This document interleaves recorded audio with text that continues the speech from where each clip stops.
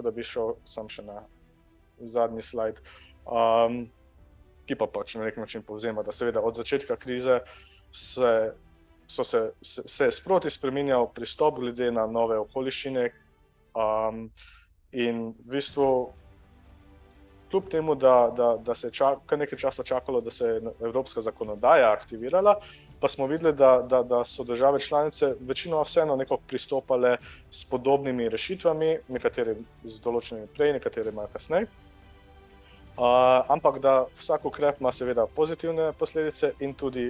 nepredvidene oziroma negativne posledice na drug del celotne slike. Tako da se ne sme gledati ukrep v izolaciji in reči, ta ukrep je dober, ta ukrep je slab, ampak ta ukrep pomaga pri tem, ampak se mora dopolniti z enega do drugega vidika. Ker na koncu, če se fundamentalna slika ne spremeni, torej da se poveča proizvodnja ali zmanjša odjem ali oboje,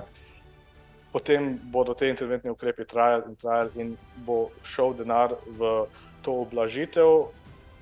v nedogled, kar pa absolutno ni namen. Torej, te interventni ukrepi morajo res biti za čas trajanja krize in mora biti sočasno sprejemanje ukrepov, ki bodo seveda uspešno zaključili krizo. Te pa so tudi pravzaprav ukrepi, ki bodo dolgoročno prispevali k razogljičenju, torej več OVE, demand response,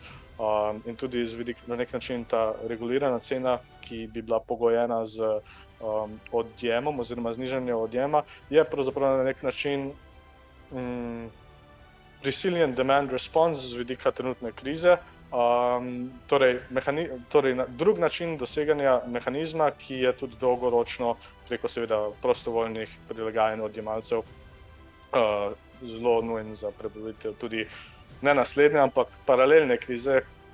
ki seveda je podnebna kriza. Tako da ključna pomembnost ohranitev pri vseh ukrepov, da se na račun kratkoročnih izzivov ne pozabi na dolgoročne cilje.